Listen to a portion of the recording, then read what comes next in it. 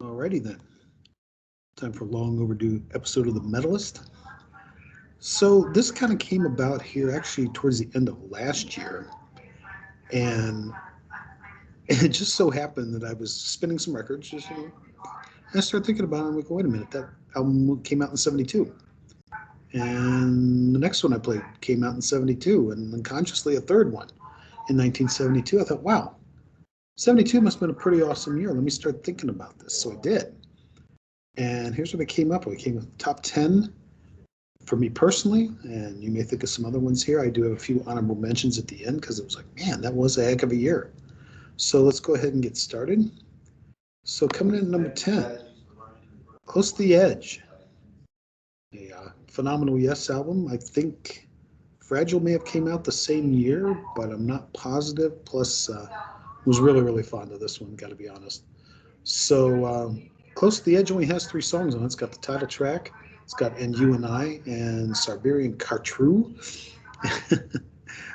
Pretty fond of all these songs. So yeah, just a killer piece of progressive rock. So we got that at number 10.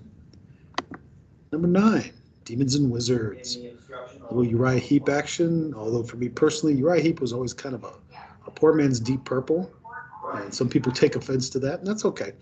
That's just my own opinion. I'm a lot more of a Deep Purple guy, as we will talk here in a little while.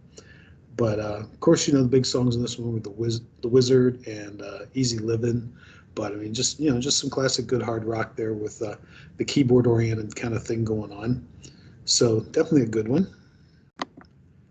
Number 8, Exile on Main Street. Not a big Stones guy, but gotta love Exile. Big fan of that one, and also Some Girls. Was a pretty big fan of that one as well. That was several years later. This is one of the Mick Taylor albums. A lot of good stuff on here. We got like Rip This Joints on there, Tumbling Dice, Sweet Virginia, Happy. What else is on there? Shine a Light.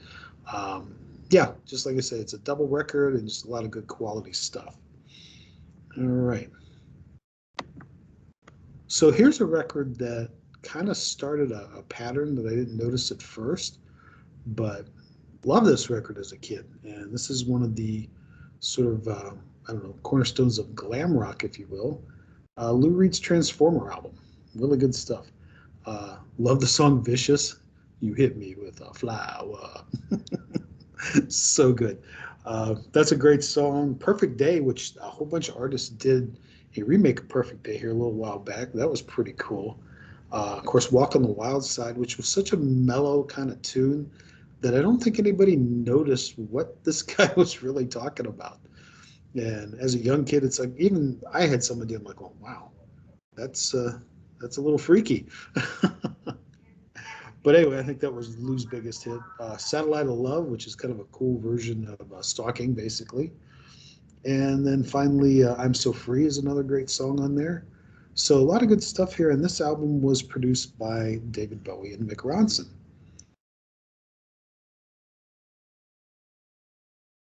Six.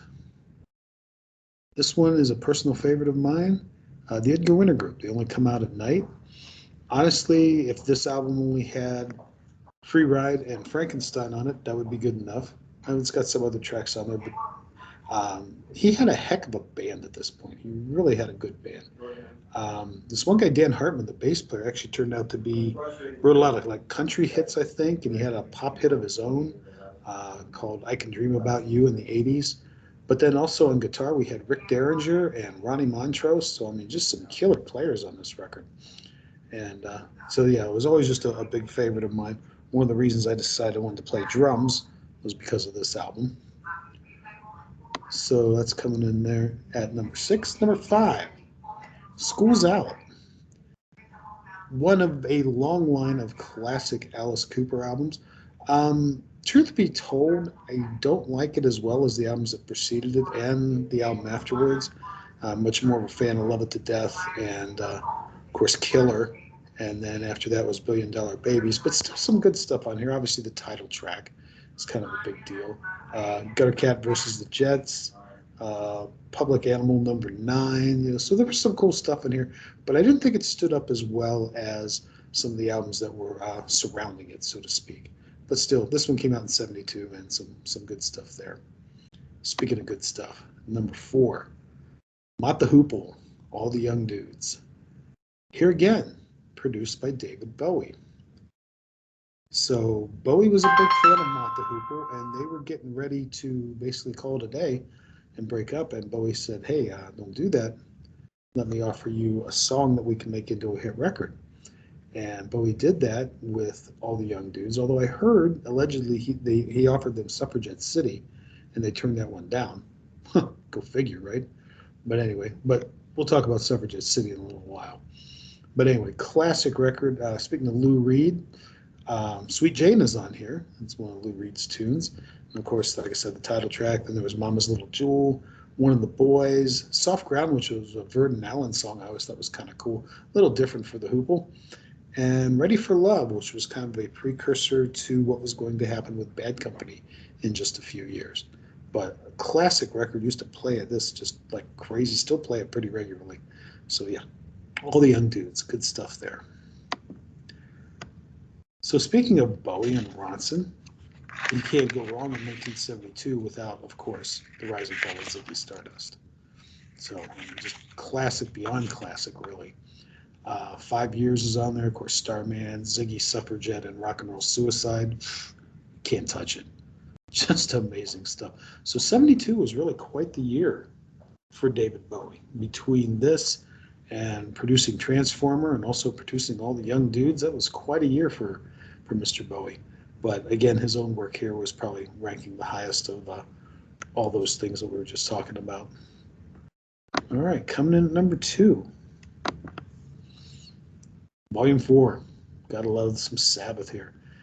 This was a very heavy record, very sort of dark, very low-pitched album, I guess you'd say. Some great stuff, though. Tomorrow's Dream is on here, Supernaut, Snowblind, Cornucopia, all just classic stuff. So you really can't go wrong with this record, but there's definitely one record that beats it for me. And for those of you that know me aren't very surprised here, coming in at number 1, of course, is Machine Head, The Mighty Deep Purple. Man, this album, everything on here is amazing to me. Everything is on, just, I mean, you got Highway Star, Maybe I'm a Leo, Pictures of Home, which is just one of my all-time favorites.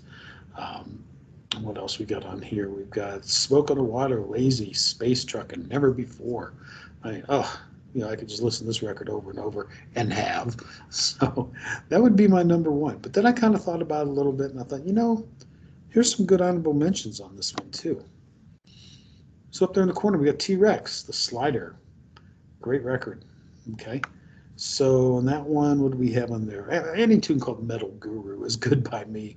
And of course, the title track, Slider. And then Telegram Sam, which actually I guess it's called an emo band now, but it was a goth band at the time. Bauhaus did a really cool version of Telegram Sam. There in the middle, we've got Rod Stewart from Never a Dull Moment. That's a great record. Angels on there. You Wear It Well. I'd Rather Go Blind.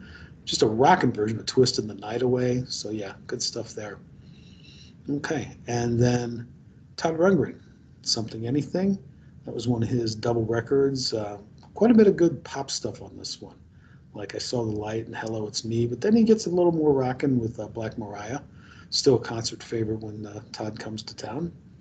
And then over in the corner here, we've got the debut from Steely Dan, Can't Buy a Thrill. Good stuff there. And that had Do It Again and Reelin' in the Years. Those were the big hits. But also had Dirty Work on there, which was a great song. And then finally in the corner there, we've got Elton John, Hunky Chateau. And we've got Honky Cat and Rocket Man. And then the sort of deeper cut that most people have kind of latched onto over the years is Mona Lisa and Mad Hatters.